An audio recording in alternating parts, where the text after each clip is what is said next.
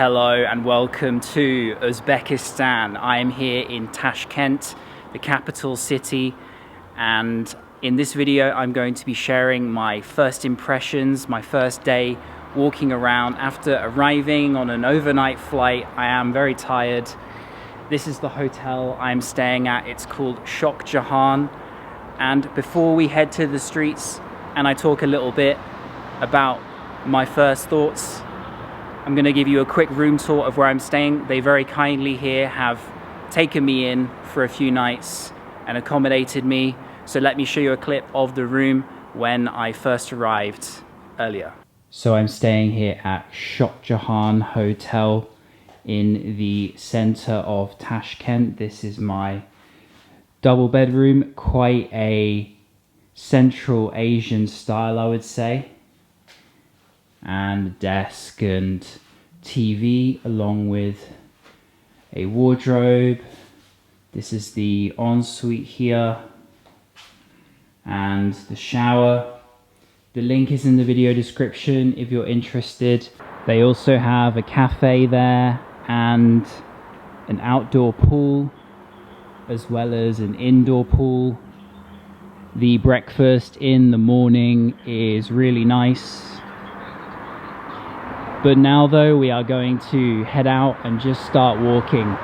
No particular agenda for where to go. In this video, I will do a full sightseeing tour of the historical places and most well-known parts of Tashkent in another video. As I take to the streets, I am pleasantly surprised by the weather here. It is around 26 degrees today. Celsius, and I was expecting it to be kind of cold here. I know how cold Central Asia can be as we get on to the deeper autumn and especially the winter, but it's still sunny and warm here, which is great in late October, although I do think the temperature drops at night time.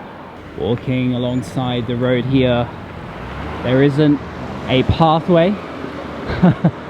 So I guess this is the way to do it in parts of the city.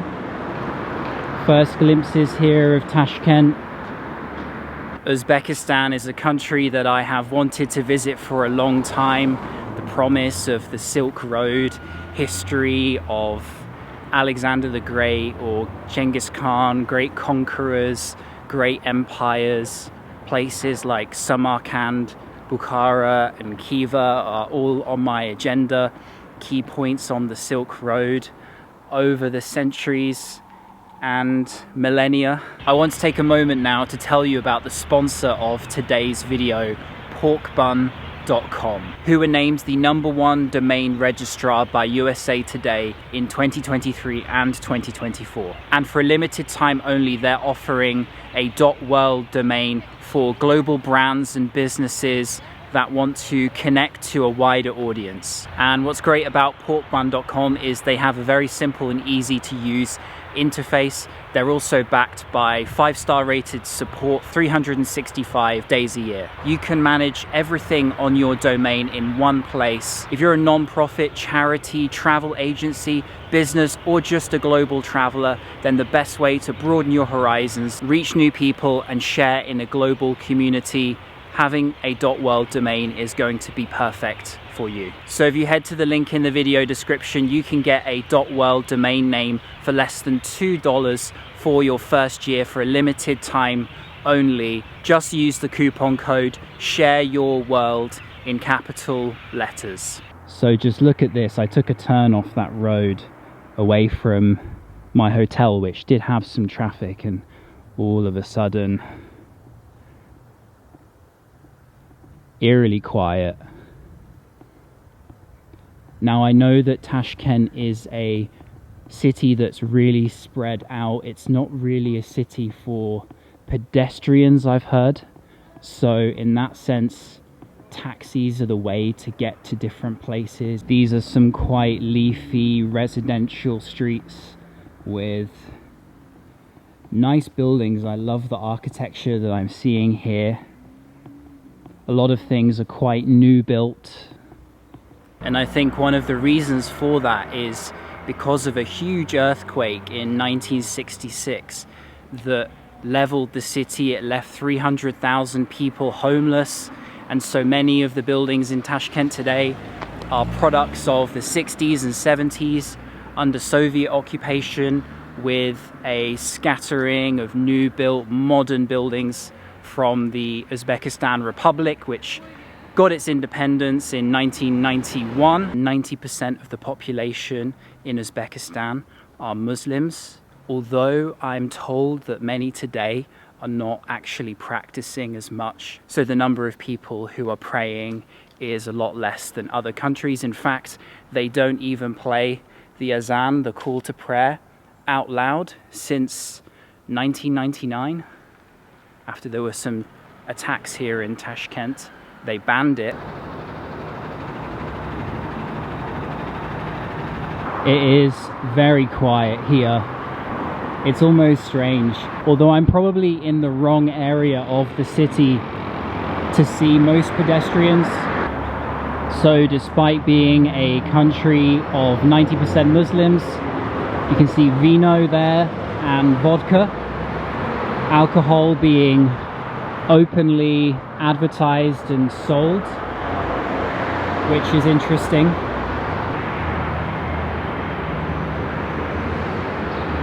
So a couple of things. One, I'm feeling pretty hungry, so I'm gonna head back to my hotel and ask where the best place to try the national dish, plov, might be. Let's see what recommendations they can give me.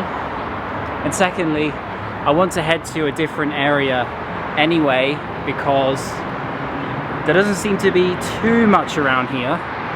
It's mostly traffic and quiet streets. So from hopefully wherever I am, I'll be able to find somewhere a little bit more happening. It'll be the evening too.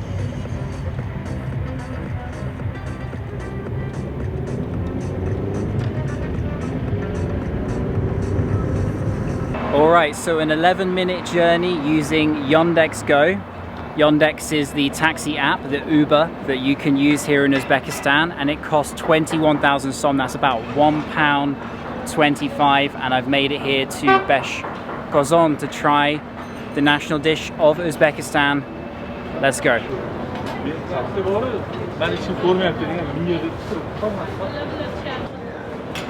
And this huge dish here.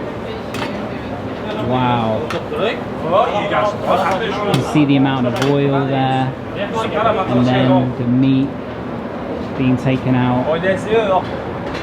So there are 9 different basins or pots of pilaf being made, one spicy, one kind of normal. This is the most famous one, and they're all being made across this huge kitchen.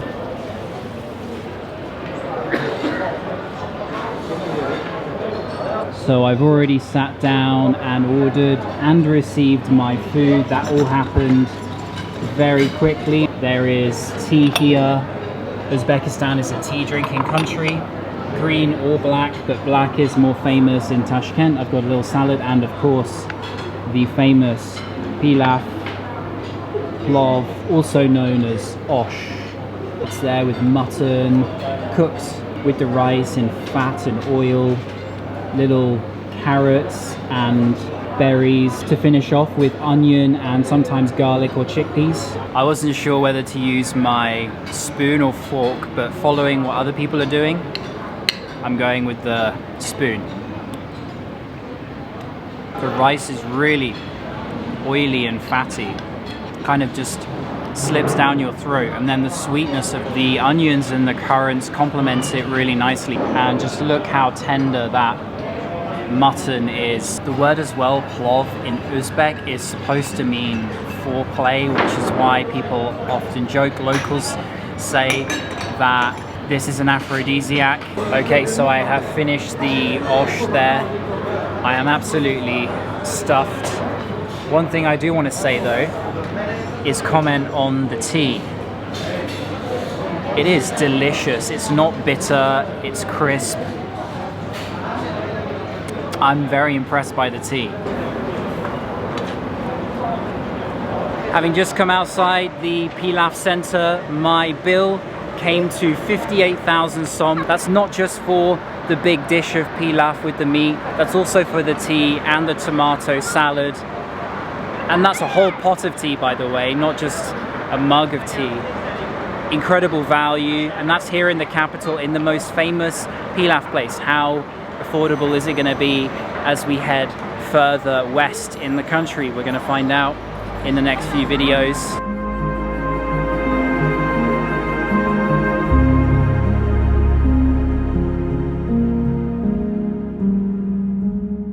So I said a bit earlier that I would look for another part of the city with more happening, and I think I am there now. This is the Tashkent City Park, and just as the sun is setting, the lights of the surrounding skyscrapers are starting to turn on, and wow, this was built only in the last few years and it is really impressive. I took a Yandex once again to get here, and we're going to stroll around this little bit of the city. A bar in the middle of the park just there, and I have no idea what this building is in front here. Looks like it could be a restaurant.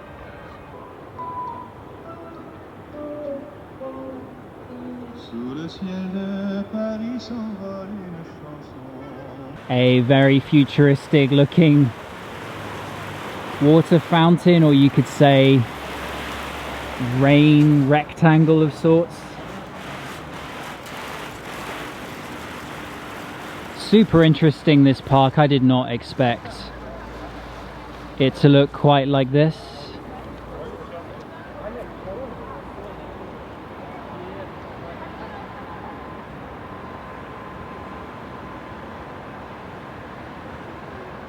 Now, while I am impressed by what I'm seeing, I have to say that these fancy new modern areas of cities are not indicative of entire countries. Turkmenistan might be a good example of that, in Ashgabat, although I've not been there. I'm sure Pyongyang is nice in the center. That's not to diminish all of this, and Tashkent is a really nice place from what I've seen so far. It's clean, and the attempts to build new impressive buildings and do great projects and make new infrastructure is clear, and for that I guess we need to give it some credit. But there is without doubt a sense of optimism and national pride here, forward thinking to the future, which is perhaps a little more than I can say about the UK right now, when we're always looking at the past. I feel like Uzbekistan is putting its best foot forward for the future, and that sense of pride is evident from the flag being projected on those new skyscrapers.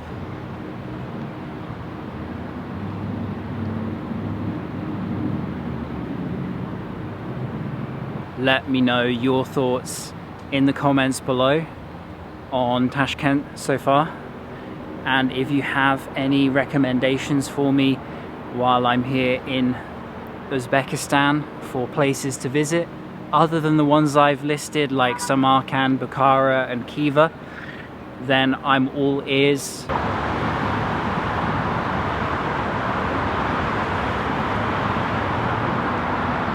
An impressive walk from the park there, and I'm making my way into one of the main city squares here in the center of Tashkent.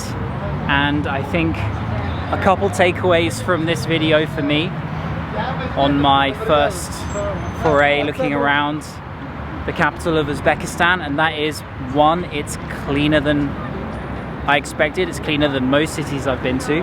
There's very little litter around, and that's not just this modern area, I mean around my hotel and all that as well. And then two, it's more modern than I expected. There are more projects going on than I imagined. It feels a bit Qatar, a bit Gulf state like Saudi or Dubai or something. I mean, there's more skyscrapers coming up here than the ones already standing. They have a functional metro system, which I hope to take a look at One of the exits is just there. The guy who picked me up from the airport told me Tashkent is very safe. You can wander around and not worry about anyone stealing your bag or your phone or anything like that. So lots of positives from this first video. So I'm going to end my first Uzbekistan video here. The link for pork bun and Shoxjahon Hotel is in the video description if you want a Central Asian themed kind of local hotel instead of an international chain. And I hope you'll join me on my journey here through Uzbekistan following the old Silk Road. Until then, cheers.